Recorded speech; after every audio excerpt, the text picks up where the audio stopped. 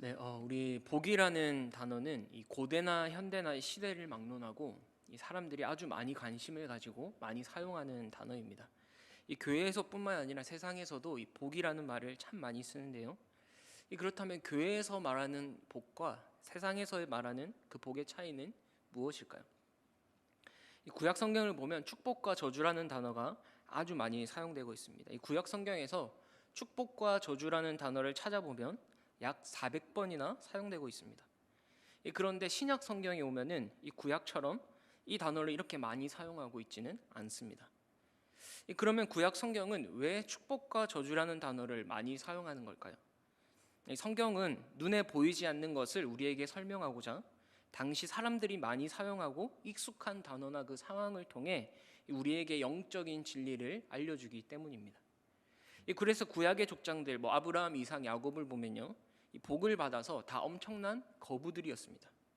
이 아브라함은 하나님께서 애굽에서 돌아올 때 많은 재산을 얻고 돌아오게 하셨고, 또 이삭도 블레셋 사람의 땅에서 그렇게 괴롭힘을 당해도 하나님이 거부가 되게 해주셨죠.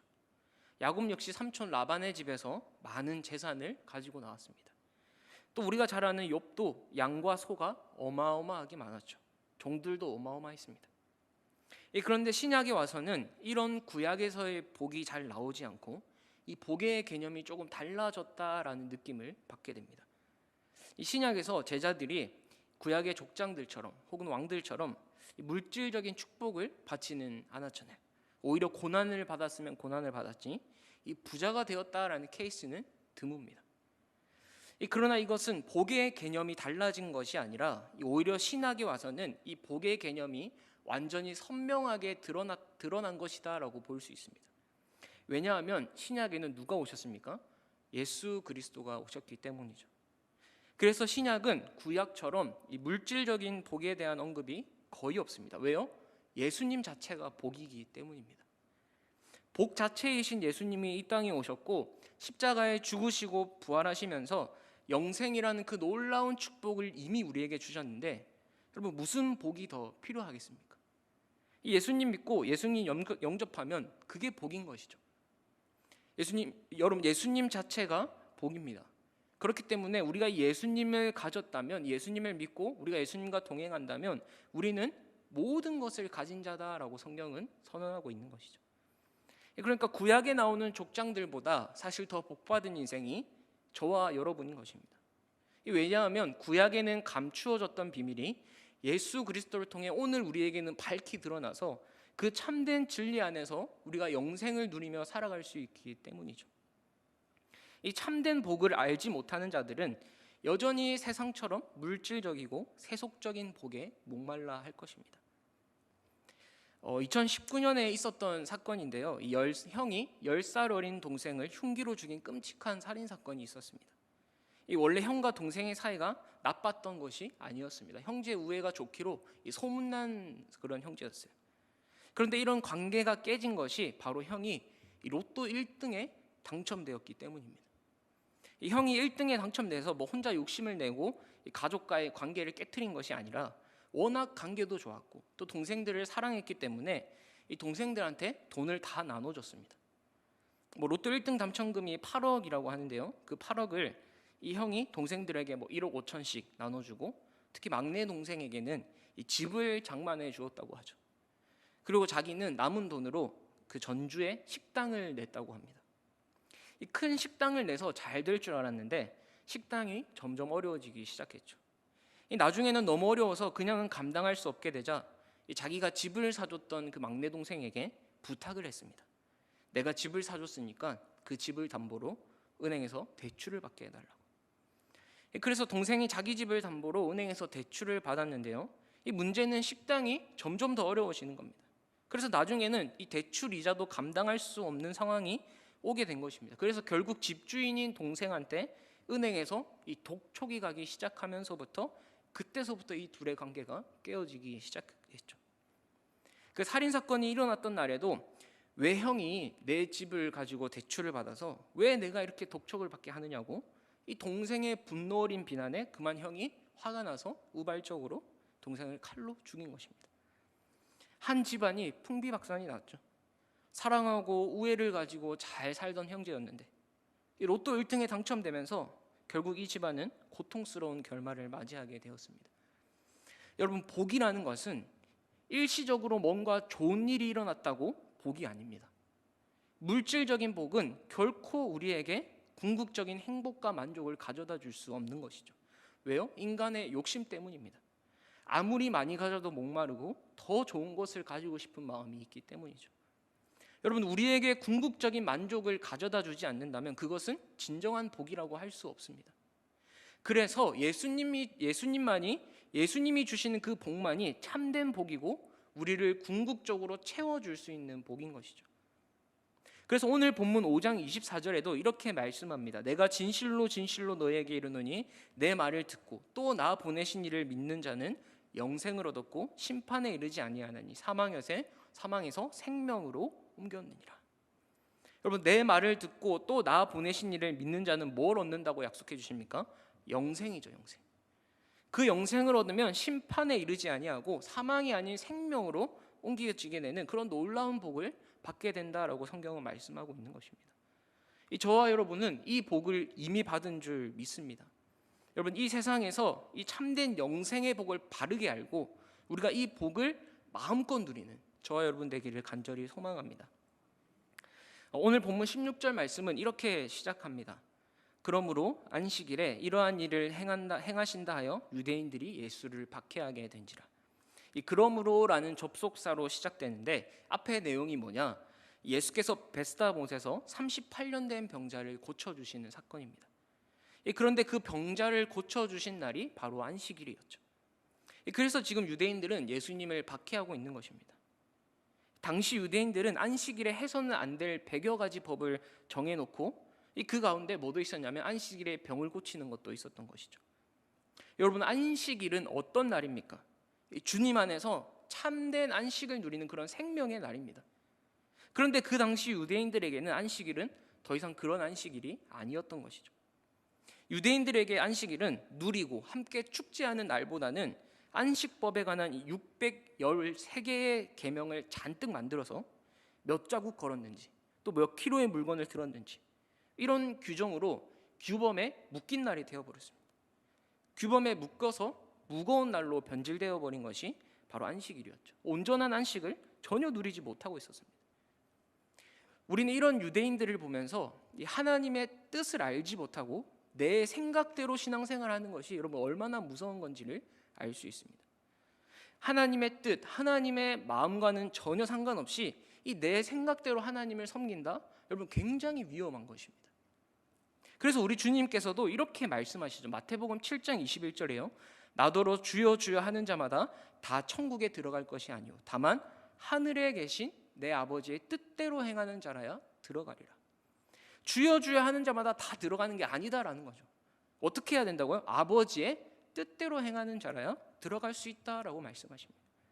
그리고 마지막 날에 많은 사람들이 주여 우리가 선지자 노릇도 하고 주여 우리가 주의 이름으로 귀신도 쫓아내고 주의 이름으로 많은 권능을 행하지 않았습니까? 라고 했는데 그때 주님 뭐라고 말씀하시죠? 내가 너희를 도무지 알지 못하니 불법을 행하는 자들아 내게서 떠나가라. 여러분, 주의 이름으로 선지자 노릇하고 귀신도 쫓아냈다라는 게 무슨 말입니까? 지금으로 치면 이런 거죠. 하나님의 뜻대로 하지 않고도 얼마든지 주의 이름으로 사역할 수 있고 얼마든지 주의 이름으로 헌신하고 봉사할 수 있다라는 겁니다. 이게 굉장히 무서운 거라는 것이죠. 분명 교회에서 봉사도 많이 하고 직분도 받아서 이 일도 섬기고 저 일도 섬기면서 그렇게 많이 섬겼는데 딱 하나님 앞에 섰을 때 하나님이 내가 너희를 도무지 알지 못한다 라고 말씀하시면 여러분 어쩌겠습니까? 그래서 신앙생활은 하나님의 뜻대로 하는 것이 너무너무 중요합니다. 이 유대인들도 분명 자기들이 신앙생활을 잘하고 있고 또 하나님을 잘 섬긴다고 생각했을 것입니다. 실제로 열심은 그 누구보다 대단했던 사람들이었죠. 그러나 여러분 그건 착각이었습니다. 내 생각대로, 내 방법대로 내 의를 드러내기 위한 봉사와 사역은 하나님이 결코 기뻐 받으시지 않습니다. 아니 오히려 나는 너를 알지 못한다. 불법을 행하는 자들아 떠나가라 라고 말씀하실 겁니다. 여러분 그래서 우리는 방향이 중요한 겁니다. 방향. 열심히 하는 것도 중요하지만 그 나의 열심의 방향이 어디를 향하고 있는지 늘 항상 점검해야 하는 것이죠. 저 역시 사역을 하면서 열심히 최선을 다하려고 하지만 늘 제 안에서 제가 점검하는 것이 내가 이렇게 열심히 하는 것이 혹시 사람에게 인정받고 싶어서 그런 건 아닐까? 이 모든 것이 하나님의 은혜요 하나님께 영광 돌린다고 말은 하지만 실제 나의 이 깊은 내면은 나를 위한 기념비를 세우고 있는 것은 아닐까? 이 열심의 방향이 내가 아니라 하나님의 마음과 하나님의 뜻에 합하기를 늘 돌아보면서 점검하는 것이 필요하다라는 것이죠. 사랑하는 성도 여러분, 우리가 주의 일을 감당할 때 하나님의 뜻대로 하나님의 마음으로 감당할 수 있기를 간절히 소망합니다. 여러분, 내 뜻이 아니라 하나님의 뜻이, 내 생각, 내 마음이 아니라 하나님의 마음으로 감당하려면 여러분, 기도의 자리에서 끊임없이 아버지의 뜻이 이루어지기를 기도해야 합니다.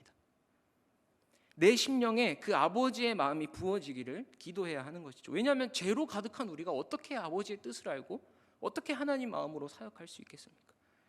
기도하지 않으면 나도 모르게 내 생각, 내 경험, 또 내 의를 드러내고자 하는 그런 숨은 욕망들이 나오게 되어 있다라는 것이죠. 그럼 부디 간절히 바라옵기는 우리 모두가 아버지의 뜻을 알아 아버지의 뜻대로 행하는 하나님의 사람이 되기를 주님의 이름으로 축복합니다. 이 오늘 본문에서 이 유대인들은 그렇지 못했다라는 것이죠.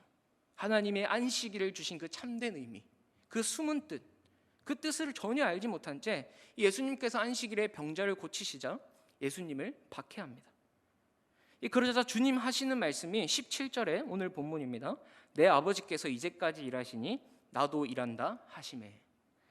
여러분, 이 말을 들은 유대인들은 경악을 했습니다. 왜요? 예수님이 지금 하나님을 자기의 친아버지다라고 불렀기 때문이죠. 우리나라에서는 부자지간이 이 지위 계급 간에 좀 차이가 있지만 유대인들에게는 동격이라는 의미가 있습니다. 그러니까 예수님의 이 말씀은 아버지와 내가 동등한 존재다. 내가 바로 아버지의 권한을 이어받은 자다라고 말씀하시는 것이죠. 유대인들이 듣기에는 그야말로 신성모독죄에 해당하는 발언이었습니다. 그래서 유대인들은 예수님을 죽이고자 하죠. 오늘 본문 18절 말씀 함께 보겠습니다. 유대인들이 이로 말미암아 더욱 예수를 죽이고자 하니 이는 안식일을 범할 뿐만 아니라 하나님을 자기의 친아버지라 하여 자기를 하나님과 동등으로 삼으심이로라. 여기서 유대인들이 예수님을 죽이고자 하는 두 가지 이유를 언급하죠. 첫 번째가 뭡니까? 안식일을 범했다. 두 번째가 하나님을 자기의 친아버지라고 해서 자기를 하나님과 동등으로 삼았다. 그러면 사실 어느 정도 유대인들이 좀 이해는 갑니다. 왜냐하면 사실 2000년 전에 예수님의 모습은 너무 초라하고 볼품이 없었어요. 그냥 그저 배운 것도 없는 시골 총각에 불과했습니다. 그렇기 때문에 예수님 자신이 갑자기 내가 하나님의 아들이다라고 말씀하자 유대인들의 눈에는 기가 차는 것이죠. 여러분, 한번 생각해 보십시오. 지금 우리 시대 속에 예수님이 그 당시에 오셨던 것처럼 오셨다. 근데 내가 잘 아는 집사님, 권사님 집에 아들이 태어났는데 갑자기 얘가 자기가 메시아라고 하고 하나님의 아들이라 말한다. 여러분, 어떻겠습니까? 쉽게 믿어지겠습니까? 물론 예수님은 구약의 예언대로 그 구약의 말씀을 성취하시면서 하나님의 일을 하셨기 때문에 이 구약 말씀을 잘 안다면 이분이 메시아라는 것을 알 수 있었을 겁니다. 그럼에도 저는 가끔 이런 상상을 해보는 것이죠. 내가 예수님 시대에 살았다면 그 당시 유대인이었다면 나는 과연 예수님이 하나님이심을 알아볼 수 있었을까? 유대인들처럼 그저 정신 나간 사람처럼 보지는 않았을까? 여러분, 예수님은 만왕의 왕으로 이 땅에 오셨습니다. 이 만왕의 왕으로 오셨으면 제가 생각할 때는 그래요. 멋진 좀 왕궁에서 와야 되고 왕자로 태어나야 되시지 않나. 이 예수님이 정말 이 세상을 구원할 구원자라면 힘이 있고 정말 한 번에 뭔가 팍 제압할 수 있는 그런 슈퍼 히어로로 오셔야 되지 않는가. 여러분, 그러나 예수님은 어떻게 오셨습니까? 그저 평범한 목수의 아들로 태어나셔서 우리 같은 평범한 인생을 사셨습니다. 만왕의 왕이신 분이 화려한 궁전이 아니라 초라한 마구간에서 태어났고요. 심지어 그것도 말구유, 짐승의 먹이, 그 먹이통에 누이셨습니다. 이 만왕의 왕이신 분이 누구에게나 존경받고 높임받는 그런 왕자, 왕궁의 자리가 아니라 당시 너무도 평범한 목수의 아들이었던 것이죠.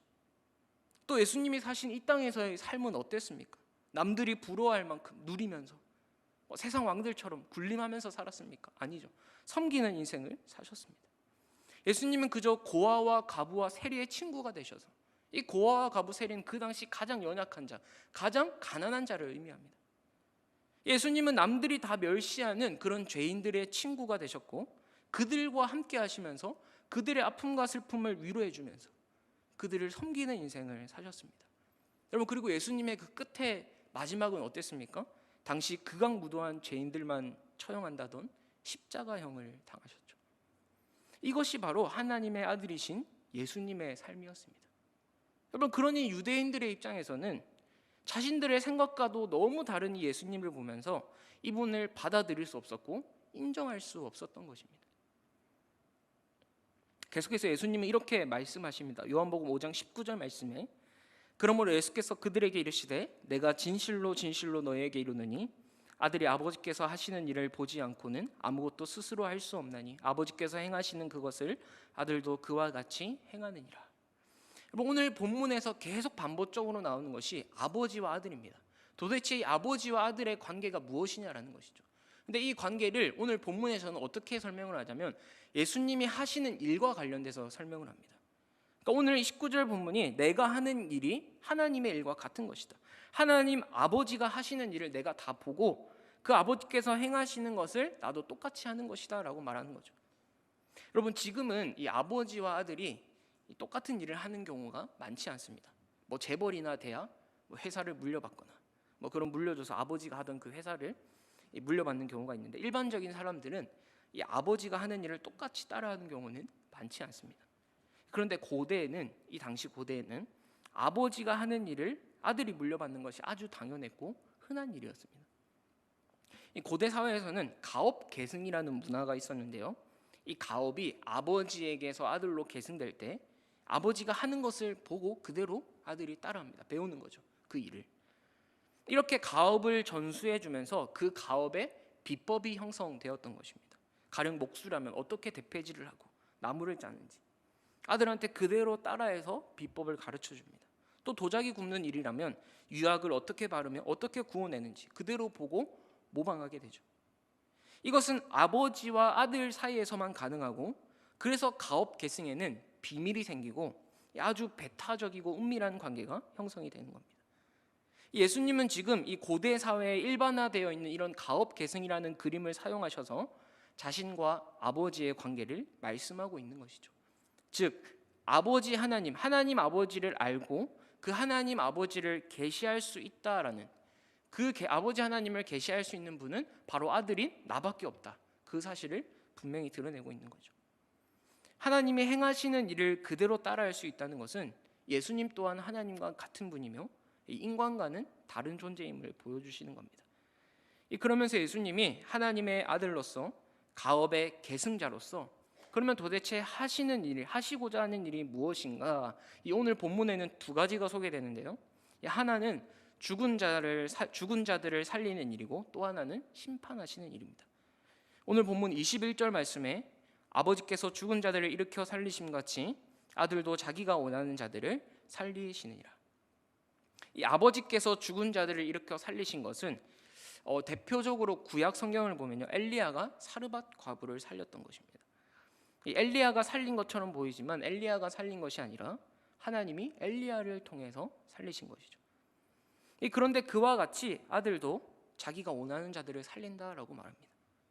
예수님이 여기서 살린다는 것은 단순히 육신의 목숨만이 아니라 우리에게 영생을 주겠다라는 그런 이중적인 의미로 말씀하신 겁니다. 여러분, 세상에서 이 죽은 자가 살아난 것보다 더 놀라운 일이 어디 있겠습니까?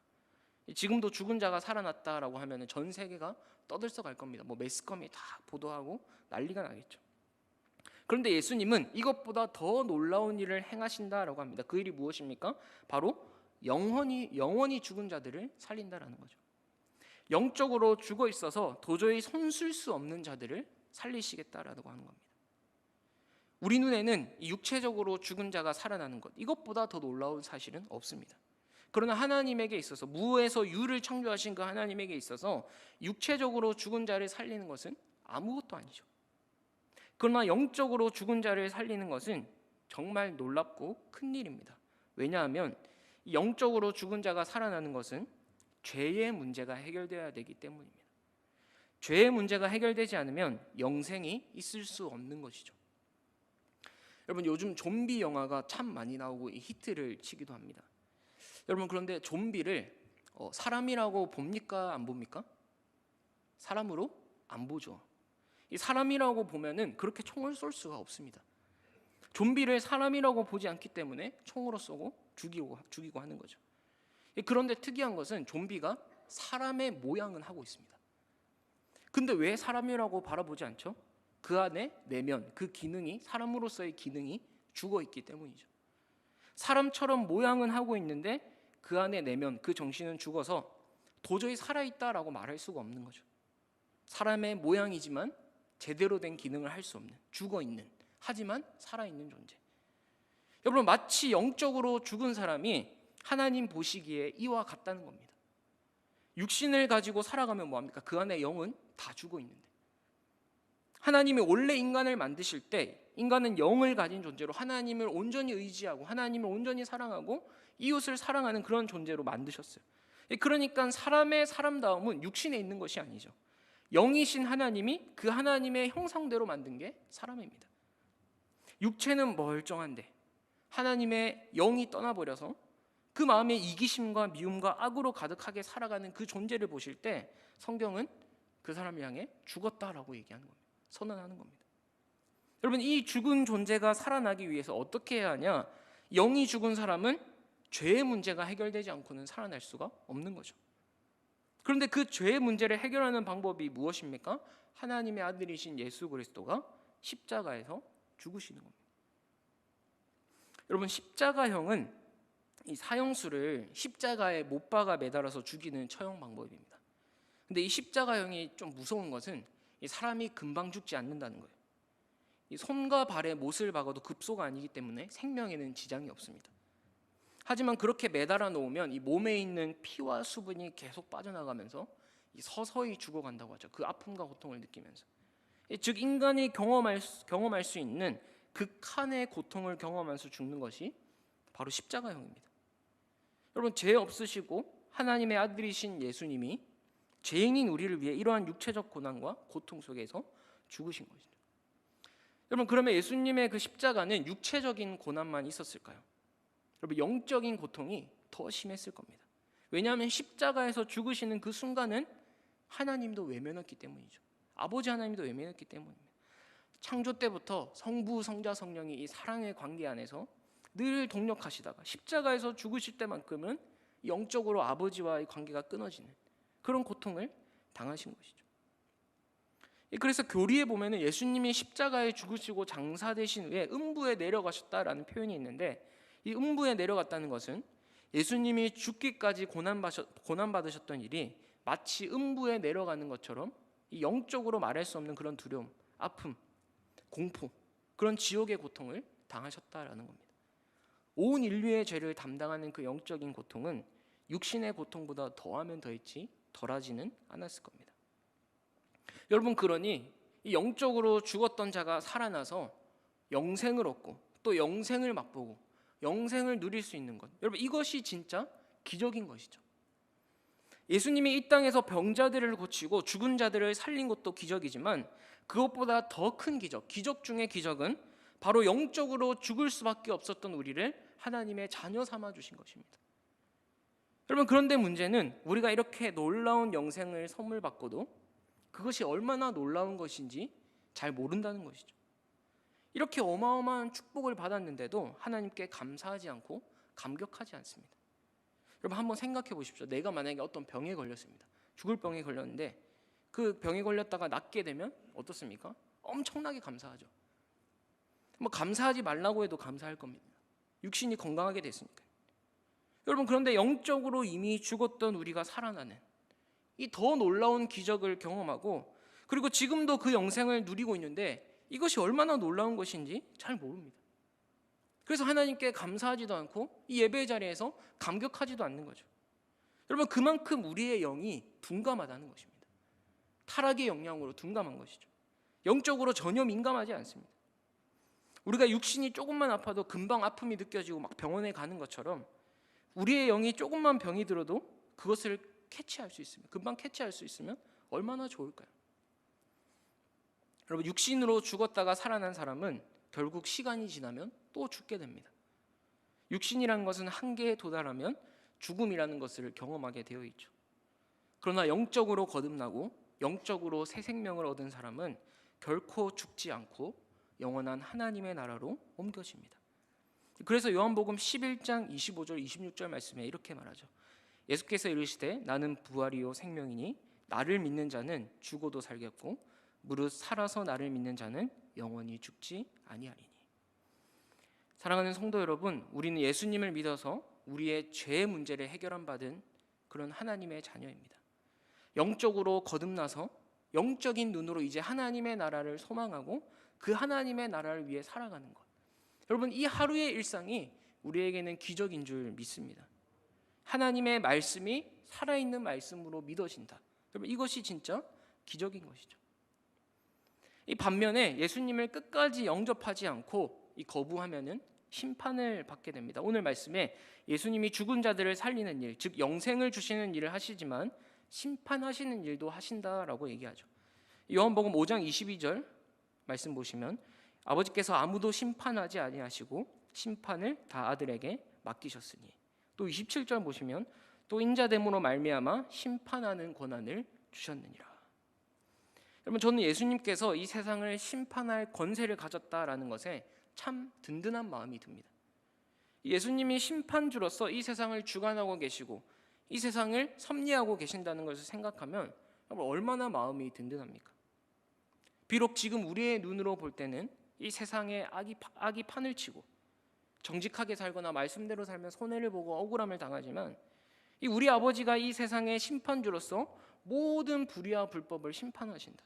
바른 공의와 정의를 시행하시는 분이 나의 아버지다. 이 사실이 얼마나 든든하고 감사한지 모릅니다. 이 심판권이 우리가 믿고 있는 하나님의 아들 예수님의 손에 있다는 것이 정말 위로가 되는 것이죠. 예수님이 위임받은 심판권은 생명의 길로 갈 자들과 죽음의 길로 갈 자를 갈라놓는 권세를 의미합니다. 중간길은 없는 것이죠. 그러니까 생명이냐 사망이냐, 생명의 길이냐 사망의 길이냐입니다. 예수님을 하나님의 아들로 믿는 자들은 천국에서 영원히 살 것이지만 예수님이 하나님의 아들이심을 부인하는 사람은 영원한 죽음에 처해지게 되는 것이죠. 여기서 예수님의 심판에 대해서 우리가 기억해야 될 좀 중요한 사실이 한 가지 있는데요. 보통 심판이라고 하면 흔히들 이 세상 마지막 날, 이 천사의 나팔 소리가 울릴 때 그때 있을 일로 우리가 생각합니다. 그러나 성경을 자세히 보면 그렇지가 않습니다. 예수님의 심판은 지금도 이미 시작되었고 이미 지금 진행 중에 있습니다. 요한복음 3장 18절 말씀 보면요, 그를 믿는 자는 심판을 받지 아니하는 것이요 믿지 아니하는 자는 하나님의 독생자의 이름을 믿지 아니하므로 벌써 심판을 받은 것이니라. 여기서 벌써 심판을 받았다라는 표현의 이 시제를 보면요, 원어를 볼 때 완료형 동사가 사용되었습니다. 이미 그 심판이 시작되었다라는 거죠. 또 요한복음 3장 36절에 아들을 믿는 자에게는 영생이 있고 아들에게 순종하지 아니하는 자는 영생을 보지 못하고 도리어 하나님의 진노가 그 위에 머물러 있느니라. 여기서 하나님의 진노가 그 위에 머물러 있다라는 표현에는 현재형 동사가 쓰였습니다. 즉 심판은 지금도 시행되고 있다라는 거죠. 영생이 우리가 지금 이곳에서도 누릴 수 있는 것처럼, 천국 가서 말고 지금 이곳에서도 우리가 영생을 누릴 수 있는 것처럼 심판 역시 이미 시행되고 있다라고 성경은 얘기하고 있다라는 겁니다. 그러므로 이 세상 마지막 때에 예수님이 재림하셔서 베풀 그 심판은 전혀 새삼스러운 것이 아니고 이미 이 세상에서 진행된 심판을 마무리하는 작업인 것이죠. 다만 지금과의 차이가 있다면 그때는 육신이 부활한다라는 것입니다. 오늘 본문 28절 29절은 마지막 때에 이 육신이 부활하는 것을 얘기하는데요, 28절 말씀 보시면 이를 놀랍게 여기지 말라. 무덤 속에 있는 자가 다 그의 음성을 들을 때가 오나니 선한 일을 행한 자는 생명의 부활로 악한 일을 행한 자는 심판의 부활로 나오리라. 29절에 선한 일을 행한 자는 예수 그리스도를 믿는 자를 얘기합니다. 뭔가 우리 행위로 구원받는다라는 것이 아니라 예수님을 믿는 자를 얘기하고, 악한 일을 행한 자는 예수님을 부인하는 자를 말합니다. 그러니까 우리가 영원히 죽느냐 영원히 사느냐에 관한 문제는 오늘 내가 예수님에 대한 어떻게 반응을 보이냐, 예수님에 대해서 어떻게 반응을 보이냐에 따라서 이 판가름 난다라는 거죠. 그래서 요한복음 5장 25절 오늘 본문 말씀에 진실로 진실로 너희에게 이르노니 죽은 자들이 하나님의 아들의 음성을 들을 때가 오나니 곧 이때라. 듣는 자는 살아나리라. 하나님 아들의 음성을 듣는 자는 반드시 영적으로 살아나서 생명의 부활을 선물로 받게 될 것입니다. 영적으로 죽은 자들이 회개하라 천국이 가까웠다 라는 이 예수님의 말씀에 우리가 믿음으로 반응한다면 심판이 아니라 영원한 생명의 부활이 우리에게 주어지고 약속되어진다라는 것이죠. 그런데 그때가 언제라고요? 바로 지금이라는 겁니다. 바로 지금이 하나님의 아들 예수 그리스도를 통해서 하나님의 나라가 이미 당도했고, 또 구약이 약속한 그 미래의 구원의 날, 또 이스라엘이 고대하던 그 회복의 날이 더 이상 미래가 아니라 지금 현재 이루어지고 있다라는 거죠. 사랑하는 성도 여러분, 지금이 바로 우리가 구원받을 때입니다. 이 구원은 우리가 죽은 다음에 시작되는 것이 아닙니다. 오늘 지금 여기서 하나님과의 관계 속에서 누릴 수 있는 것이 구원이고 바로 영생의 축복입니다. 여러분, 그 영생을 누리고 있다면 우리는 심판을 피하게 되는 복을 얻는 것이죠. 지금이 바로 우리의 그 하나님 심판을 받느냐 또 하나님의 영생을 얻느냐 그 갈림길에 서 있는 때라는 것을 잊지 않으셨으면 좋겠습니다. 여러분, 생명과 사망의 경계에 서서 들락날락하는 신앙으로는 훗날 주님 앞에 설 수 없습니다. 더는 미루지 마시고 예수님의 말씀이 선포될 때 여러분 믿음으로 반응하셔서 돌이켜 생명을 취하는 우리 대길교회 모든 성도님들 되시기를 주님의 이름으로 축복합니다. 그리고 그 영생을 누리시고 날마다 그 영생 안에서 거하면서 하나님과 동행하는 그런 귀한 축복된 삶이 되기를 주님의 이름으로 축복합니다. 기도하겠습니다. 하나님 아버지, 감사합니다. 우리에게 하나님의 아들 예수 그리스도를 이 땅에 보내주셔서 하나님 그 아들을 통하여 우리가 영생을 누리고 영생을 맛보며 살아갈 수 있게 하여 주심에 감사합니다. 하나님, 지금 이곳에서도 우리가 하나님과의 관계 속에서 그 영생을 충만하게 누리게 하시고 또 그 영생을 누리다가 주님 부르실 그날에 영원한 천국, 그 영원한 하나님의 나라에서 영원히 함께 그 생명을 누리는 자로 살아갈 수 있는 귀하고 복된 성도님들 될 수 있도록 주님 은혜를 더하여 주시옵소서. 감사드리며 예수님 이름으로 기도합니다. 아멘.